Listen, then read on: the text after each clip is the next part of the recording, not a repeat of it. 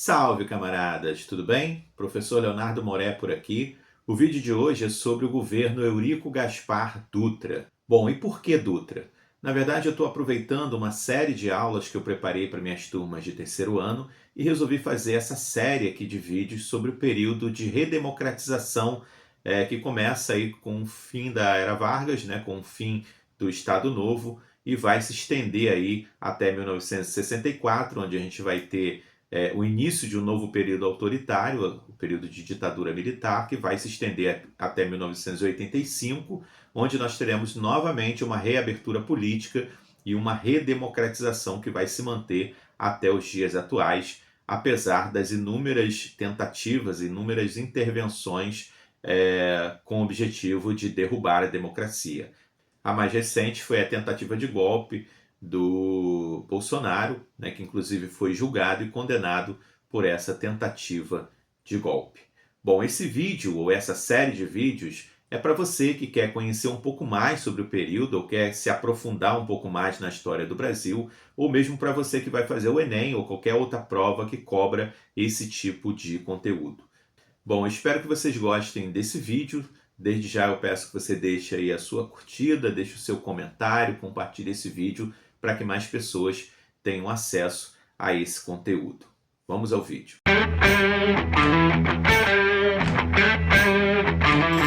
O Brasil, ao longo da sua história republicana, passou por diversos regimes políticos.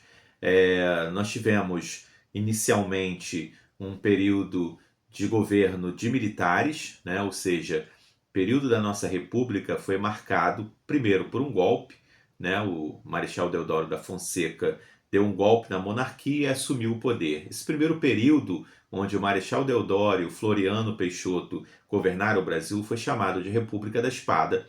Logo depois a gente teve um período de governos civis, né? Onde as oligarquias estaduais elas se mantiveram de forma hegemônica no domínio da política estadual e nacional. Nós tivemos também períodos de autoritarismo, períodos de ditadura, períodos de maior ou menor abertura democrática. O período que nós vamos ver agora, que tem início aí com o governo Dutra, é chamado de período de redemocratização ou período de governos liberais no Brasil. Ele começa com o fim do Estado Novo, com a queda de Vargas, né, com a queda de Getúlio Vargas, que aliás merece um vídeo especial que eu vou fazer em breve aqui para o canal. A queda de Vargas é fruto de um jogo político bem complexo, né? Ele tem ali vários fatores que se somaram para que levasse aí à deposição do Getúlio Vargas. Dentre esses fatores, a gente pode apontar aí a anomalia que o Brasil vivia no período, né? De um lado, lutando na Europa em favor da democracia e internamente vivendo um governo autoritário, um governo ditatorial. Isso acabou levando ao enfraquecimento aí do regime, enfraquecimento do Estado Novo, que consequentemente acabou gerando aí a intervenção militar, né, a intervenção do general Góes, que era o ministro da Guerra do Getúlio, em favor da derrubada do regime para que se estabelecesse aí o período democrático. Como eu falei, eu vou fazer um vídeo especial sobre a Era Vargas, né, passando aí pelas diferentes fases dos governos getulistas. Mas agora a gente vai tratar do governo do general Eurico Gaspar Dutra.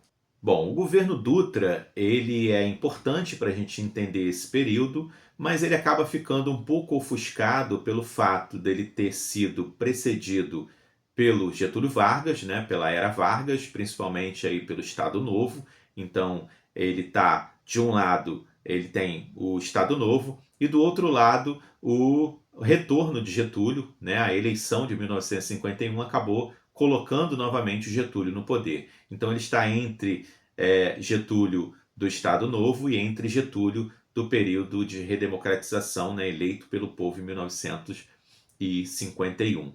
E ele acaba sendo ofuscado pela sombra política desse grande personagem histórico que foi Getúlio Vargas. Então, o governo Dutra vai ser permeado por essa sombra, né? Vários elementos construídos na Era Vargas vão fazer parte ainda desse período, e outros elementos vão se somar aí a esse caldeirão político que começa a se formar aí a partir do governo do Eurico Gaspar Dutra. Mas nós temos vários elementos importantes para serem tratados nesse período, né, nesse governo que começa em 1946 e vai até 1951. Bom, Eurico Gaspar Dutra foi o primeiro presidente do período democrático, como eu falei, iniciado aí com a queda do Getúlio, com o fim do Estado Novo. Ele foi eleito em 1945. As eleições tiveram um sabor diferente, né? Foram as primeiras eleições após um período de autoritarismo. As eleições anteriores tinham acontecido em 1930.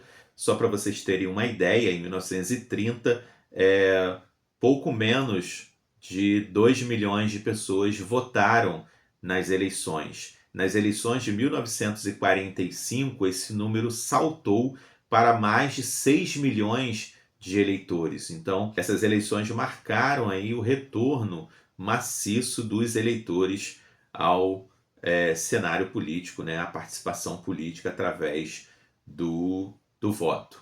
Uma das principais marcas do governo Dutra, sem dúvida nenhuma, foi a Constituição de 1946.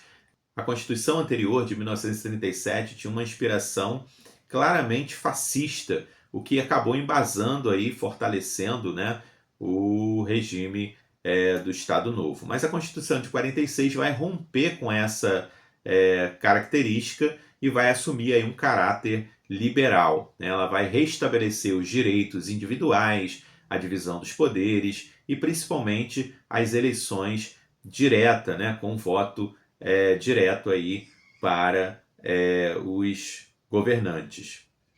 Além dessas questões de cunho político-liberal, né, de direitos, de cidadania, a gente vai ter também a permanência ou a manutenção de um elemento que foi muito caro para o período getulista e é óbvio que se manteve caro no período de redemocratização, que era a questão trabalhista. Então se manteve a independência dos sindicatos e, consequentemente, as leis trabalhistas, né, a manutenção ali do conjunto de ganhos de direito na área do trabalho.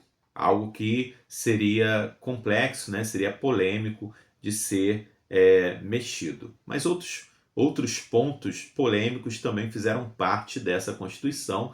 Um deles foi a questão do divórcio, né? Havia uma forte pressão da Igreja para manter aí a questão do casamento como indissolúvel, né? Então o divórcio não fez parte dessa Constituição. Bom, a gente pode dizer que esse documento, né, que é essa carta, que é essa Constituição, ela consolidou o retorno do Brasil ao Estado democrático de direito, marcando aí o início de um período de democracia liberal forte no Brasil. Bom, na economia, o governo Dutra iniciou a sua gestão com uma política liberal, né, de fortalecimento à entrada de capital estrangeiro no país e de apoio e incentivo às importações de produtos industrializados. O Brasil vivenciava em um período positivo na economia, apesar de ter aí nos últimos anos da guerra sofrido com a inflação, mas o Brasil havia acumulado reservas cambiais e fortalecido aí a sua moeda, né? O Brasil estava com a moeda forte, que favorecia aí as importações. Essas medidas econômicas tinham por objetivo fortalecer a economia, fazer com que o Brasil crescesse e combatesse aí a inflação dos últimos anos, como eu falei, mas isso acabou não acontecendo. Na verdade, as reservas acabaram diminuindo drasticamente, o que gerou uma crise econômica, a crise de 1947, que levou a uma mudança nessa estratégia política do governo Dutra.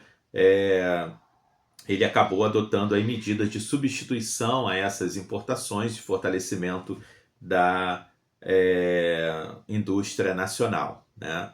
Indústria voltada para o mercado nacional. Na verdade, se esperava que principalmente os Estados Unidos investisse mais no país, o que acabou não acontecendo. Bom, na política externa, o Brasil se alinhou firmemente aos Estados Unidos no contexto de Guerra Fria. Esse alinhamento levou aí ao rompimento de relações diplomáticas com a União das Repúblicas Soviéticas em 1947. Lembrando que o contexto de Guerra Fria colocava em lados opostos aí esses dois grandes blocos políticos e econômicos.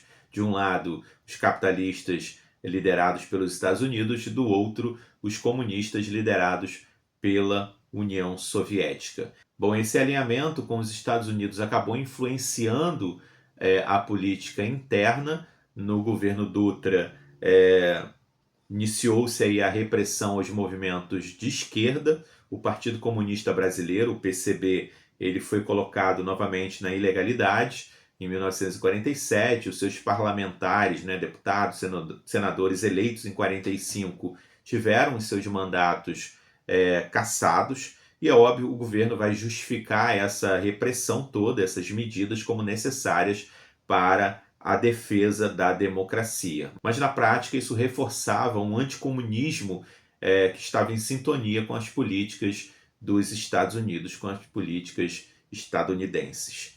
Bom, no campo cultural e social, o governo Dutra também foi significativo. A influência norte-americana, da cultura norte-americana, cresceu muito no Brasil, tanto na questão dos hábitos de consumo, quanto também na cultura urbana do país. Bom, foi também durante o seu governo, em 1950, que entrou em funcionamento a TV Tupi, a primeira emissora do país, né, simbolizando aí o início de uma nova era da comunicação no Brasil.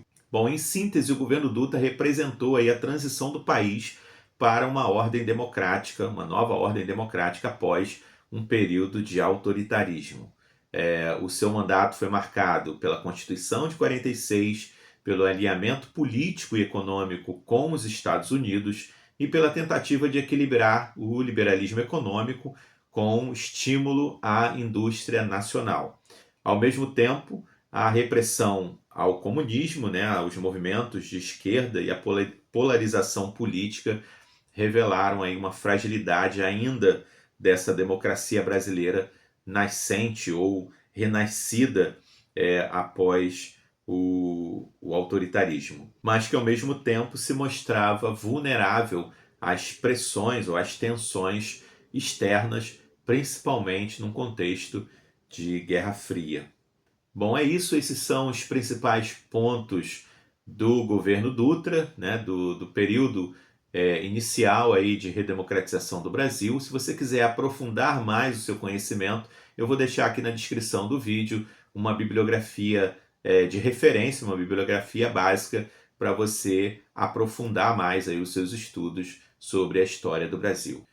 Um grande abraço e até o próximo vídeo.